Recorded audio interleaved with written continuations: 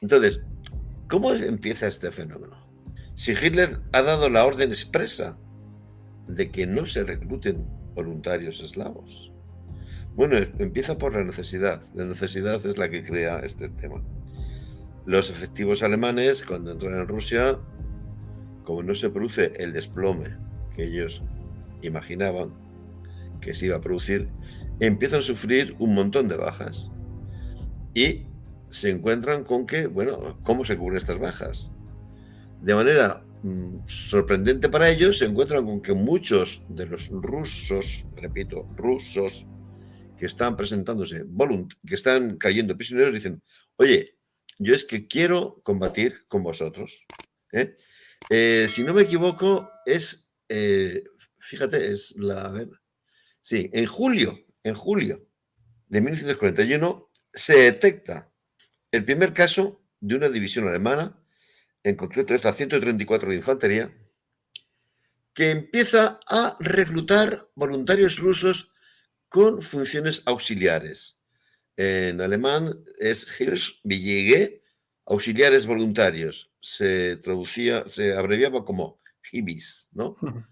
Entonces, ¿qué hacen estos Hibis? Bueno, en una compañía de infantería te puedes encontrar perfectamente 30 o 40 plazas de personas que realmente no combaten como tal, ¿no? Llevan los carros de donde va la munición, donde va la impedimenta, llevan la cocina, se hacen cargo de los caballos, actúan de sastres, actúan de zapateros, eh, etcétera, etcétera. Pues dicen, bueno, pues estos tíos que empiezan a hacer estas funciones. Y esta gente encantada de hacerlo. La sorpresa que tenemos además es que hay mucha gente encantada de hacerlo. Y te preguntas, ¿pero por qué? Esto no tiene ninguna lógica. Vamos a ver. Si no entendemos lo que fue el estalinismo, no vamos a entender nada de esto. ¿eh? El estalinismo es un sistema político que no ha dudado en, por ejemplo, con las llamadas hambrunas provocadas, en matar a millones de seres humanos a fin de que el Estado obtenga los fondos para industrializar el país, pero una industrialización que todos sabemos a qué se dedicó.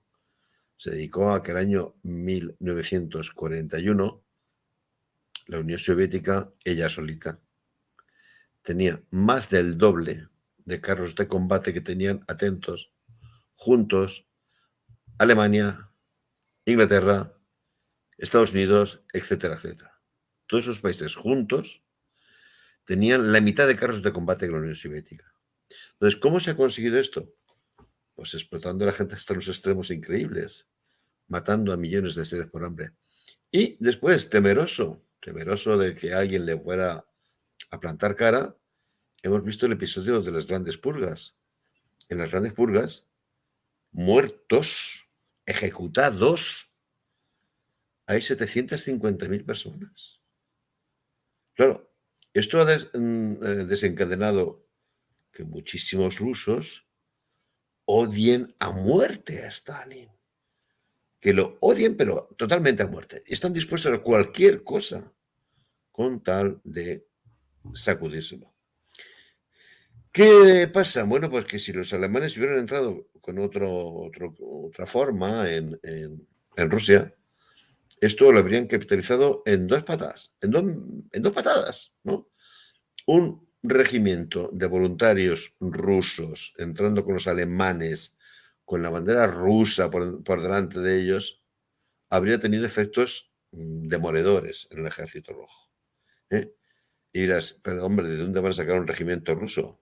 Pues, repito, había decenas de miles de exiliados rusos por toda Europa. Solamente este corpus, del cual te he hablado, el corpus ruso que actuó en Serbia, solamente ese cuerpo llegó a tener 5 regimientos completos.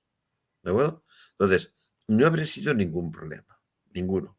El problema es que los alemanes en este momento tenían dos posturas. Una es considerar que ellos solitos eran invencibles. Habían ganado la guerra de Polonia, pues literalmente en 15 días y con 20.000 muertos. Habían ganado la guerra del oeste contra Francia en 40 días y creo que no llegan a los 50.000 muertos. Habían vencido a Yugoslavia en una semana y creo que la cifra no llega a los 500 muertos. Entonces, literalmente, es que se creen semidioses. Y por otra parte, tienen una absurda idea de que los pueblos del este son infrahumanos, etcétera, etcétera, y que ese territorio lo necesitan ellos, es lo que llaman el Lebensraum, para alimentarse. ¿De dónde sale esta obsesión con alimentarse? Yo siempre que hemos hablado y que este tema ha salido, te he subrayado que yo siempre analizo la Segunda Guerra Mundial teniendo en cuenta mucho lo que ocurrió en la primera. Y lo que llevó a los alemanes a pedir el armisticio en 1918 fue que su retaguardia había empezado a estallar en motines. ¿Motines por qué? Por hambre. El cerco naval al cual tenía sometido la Royal Navy al Segundo Reich provocó, esto mucha gente no lo sabe, provocó más muertos en Alemania que los que iba a provocar en la Segunda Guerra Mundial el bombardeo terrorista que se hacía sobre las ciudades alemanas. Murió más gente por hambre en la retaguardia alemana en la Primera Guerra Mundial que los que iban a morir en la Segunda por los bombardeos. Lo cual nos da una idea del tamaño que tenía este problema, ¿no? Entonces, los alemanes han llegado a una conclusión. Dicen, bueno, necesitamos, dicen ellos, ese trigo. Bueno, es posible que lo necesites, pero eso no significa que tengas que robárselo a nadie. Lo puedes comprar. Van a estar encantados de vendértelo. ¿De acuerdo? Y en cambio, la idea que ellos dicen, no, vamos a hacernos con ese espacio, es absolutamente absurda. ¿Por qué razón? Mira, Alemania tenía un problema muy grande en este momento de la historia. Y es que al este del Elba se estaba despoblando. La población estaba concentrada al oeste, ¿no? Por supuesto en el Ruhr, en Renania. Pero faltaba población alemana por ejemplo, en Polonia Oriental. De tal manera que los mismos terratenientes alemanes tenían que contratar braceros polacos. Vamos a ver, si usted no consigue población, ni siquiera para colonizar Prusia Oriental, ¿cómo es usted tan loco como para pensar que van a surgir de la noche a la mañana 25 millones de alemanitos para colonizar Ucrania? ¿Necesitas el trigo ucraniano? Vale, pues muy bien, pues cómpralo. Liberas al país del yugo bolchevique, del yugo comunista, y al régimen que se instaure en Ucrania, ya procurarás tú que sea más favorable a ti, pues le compras el trigo y ellos encantados de vendértelo, no van a tener ningún problema. Pero no, se han instalado en esa locura de que hay que conquistar el este para expulsar a sus habitantes, para establecer unos colonios alemanes que nunca habrían llegado a existir. Moraleja, la política de ocupación alemana en Rusia y en Ucrania fue un auténtico error. Un auténtico error sumido o mezclado con un horror espantoso. La primera prueba de ello la tuvieron con los espantosos malos tratos que le dieron a los prisioneros de guerra del Ejército Rojo. Cuando digo espantosos, igual alguien cree que estoy suavizando. No, pues voy a decir un tratamiento criminal. Murieron de hambre muchos. Murieron de hambre, murieron por inanición, murieron por falta de asistencia médica, murieron por agotamiento. Prácticamente hay que decirlo sin temor a ninguna. Es un tratamiento criminal. Entonces, esto va a hacer, así vuelvo a enlazar al tema que nos preocupa hoy, que muchos digan, bueno, pues si hay posibilidad de alistarse con estos alemanes, y aunque sea para llevar la maleta y que me den de comer, pues sí, no nos engañemos. Hay un porcentaje de esta gente que se alista en el ejército alemán porque son muy anticomunistas y hay otro porcentaje que se alistan pues para eludir las horrorosas condiciones en los campos de prisioneros. Y también, hay que decirlo, en una guerra siempre tienes el oportunista. Claro, Va a haber gente que va a decir, bueno, los alemanes no hay quien nos pare. Viendo lo que han visto los meses anteriores, dicen, los alemanes no hay quien nos pare, estos van a ganar. Pues me apunto con ellos y algo me tocará, ¿no? Entonces, esto también ocurre, ¿no? Pero el hecho es absolutamente único. Es decir, no hay ninguna de las batallas que han librado los alemanes en Rusia en la cual centenares de miles de personas del país contra el que lucha Alemania se unan al ejército alemán. Esto es un fenómeno histórico absolutamente único, sí. absolutamente único. Sí que sabemos, claro, que hay franceses, por ejemplo, que se unen al ejército alemán y van a luchar a Rusia. Vale, muy bien. Eso es después de la guerra. Claro. Una ¿De vez que acuerdo? el país ya ha caído. Exactamente. Aquí no, aquí lo que estamos viendo es que mientras Alemania lucha contra la Unión Soviética, o para ser más exactos, contra Rusia, sin embargo, hay decenas de miles de miembros de esas nacionalidades que optan por el bando alemán, lo cual nos puede dar una idea muy aproximada de lo monstruosa que fue la experiencia del bolchevismo o del comunismo para centenares de miles de personas. Entonces, al principio empezó por esto.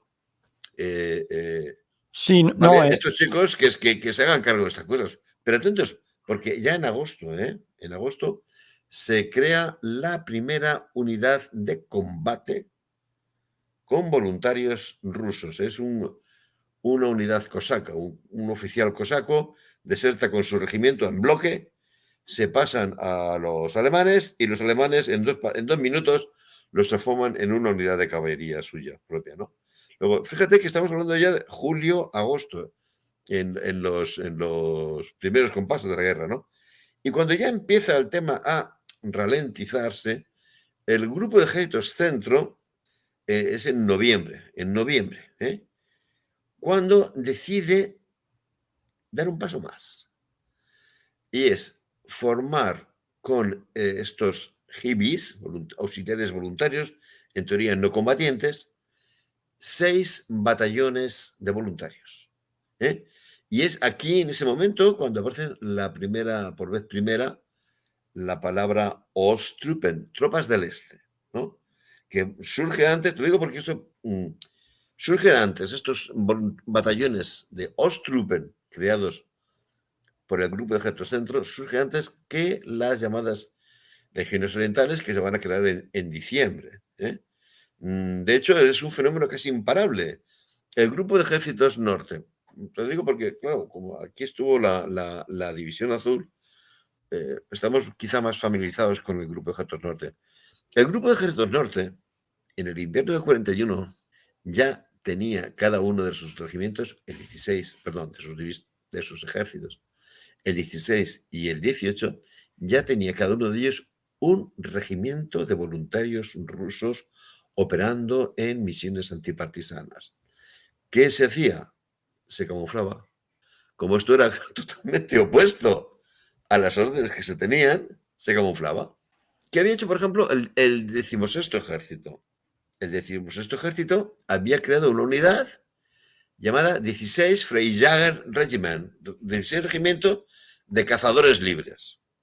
Por ninguna parte se hacía constar qué eran esas unidades. Eran batallones rusos. Que llegaron a tener hasta su propia batería de artillería. Son cosas que se están ocultando porque Hitler no lo quiere. Cuando se entera, claro, al final se entera, ni que decir tiene. Obvio que se entere. Cuando se entera de que están reclutándose unidades rusas incluso, en febrero dice, vale, me habéis metido el gol. No quiero oír ya para nada de que se creen nuevos batallones de Ostruppen, de tropas del este.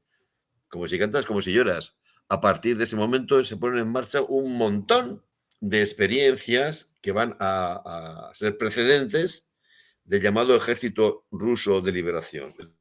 De ese veto original del principio de no quiero voluntarios rusos, bajo ningún concepto, a la creación del llamado Ejército Ruso de Liberación, eso exige una serie de pasos que se van dando fundamentalmente a partir del año 42 y que, si te apetece, los podemos ver en algunos ejemplos.